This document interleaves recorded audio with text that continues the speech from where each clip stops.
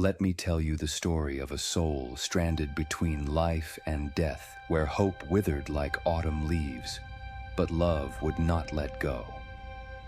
In the heart of the shadowed Necropolis, a city veiled in eternal gloom, its towers crumbling beneath a sky of bruised violet, there dwelled a man named Aelar Durnhart.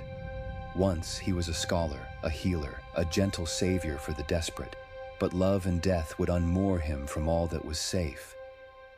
Aelar's journey began with the tenderest ache, a fever, incurable, taking his beloved wife Mirelle by degrees. None of the herbs, no song of healing prayer, nothing would chase away the cold fingers of her illness. Each night Aelar whispered, "Stay with me, I will find a way, I swear it." And so he did, though the price would be lamented forever. Aelar prowled the forbidden corners of the city libraries, unscrolling secrets men declared best left unread.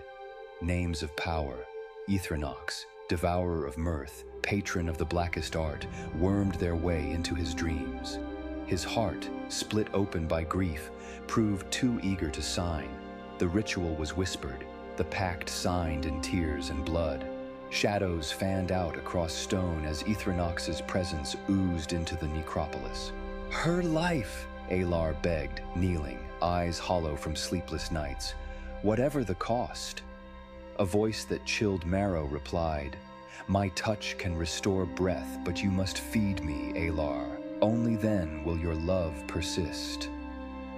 Mirelle rose anew, her fingers cool and trembling, eyes clouded with something that was not quite life. For a day they danced together in the deserted halls, but every step echoed with a price. Soon, Aelar's hunger for power grew, urged on by Ithronox. With each spell, the Necromancer's shadow lengthened. The flowers withered in his wife's hands. His laughter faded, replaced by whispers in the corridors. The tears returned, but now only he wept. "What have I become?" he wondered, watching his own hands conjure things from the dark that he once healed. She watched, unable to sleep. "Aelar," Mirelle said one rain-slicked midnight, voice thin as wind. "What is life, if only borrowed?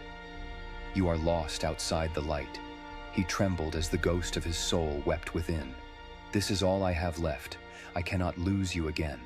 But the Necromancer's art is never generous. The pack's hunger gnawed at his heart, require more than study, more than self-denial. To keep Mirelle in twilight, Aelar had to spread decay, disturbing crypts, defiling the peace of the dead. Shadows danced beneath his hands, and the Necropolis grew ever colder, more silent for every act. Sometimes he saw them, the pilgrims who once sought his healing.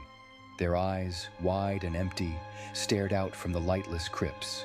He wondered if their spirits lingered, accusing, lost to the darkness he called. A voice, always Ithronox, echoed in his skull. "Feed me, and I will bind her soul more tightly. Refuse, and she is lost." In rare, quiet dawns, half-mad with guilt, Aelar spoke to his own trembling hands. "If I am damned for loving, let my damnation count for something." But the wailing from the crypts never relented. One moonless night, as deathly vapors curled about his table, a flicker of hope broke the gloom, a prophecy, scribed by a long-dead priest, hinting at a ritual of release. "Redemption requires the blood of the soulless," it read, "and the breaking of every chain." Aelar hesitated. Torn, the ritual would sever all unnatural bonds, freeing Mirelle's spirit, but she would be truly lost.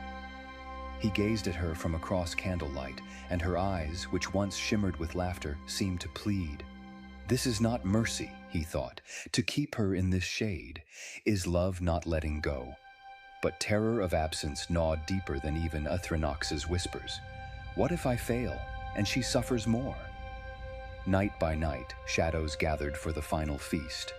Ithronox's minions, visages of regret and sorrow, gaunt faces twisted by power, crawled up from grave and gutter, reminding him what he had lost. The pact came to collect. Aelar stood upon the precipice, the ritual knife in one hand and the ashes of his wedding ring in the other. Old friends, ghosts both real and guilt-born, circled, each an accusation. Mirelle's specter reached for him, her voice a breath on a winter breeze. Choose for both our sakes. Hand trembling, Aelar scrawled the sigil, chanting the old words, his every syllable a thread snipped from the tapestry of despair. The shadows shrieked and clung, desperate to stay, but with a cry of pain he severed the chains. Mirelle's spirit released, smiled the way she used to, a sunlight glinting through the ether as she vanished. A single tear traced his cheek, warm for the first time in years. Ethrinox howled, denied its due, its darkness recoiling from the first true act of love in ages. The Necropolis, for the briefest hour, felt the blush of dawn. Weakened, haunted, Aelar now walks the midnight streets, burdened and changed but not wholly broken. Each night he tends graves, bringing peace to those he once disturbed. Not all wounds heal, but every choice leaves its mark. He sometimes whispers, "Redemption is not forgetting, but forging a new chain, one of hope. I will never stop trying." And so ends the tale of Aelar Durnhart, a necromancer who remembered his heart before all was lost. What would you sacrifice for love? And would you risk the darkness for one last chance at the light? Suggest the next tale, and perhaps it will be told by firelight soon.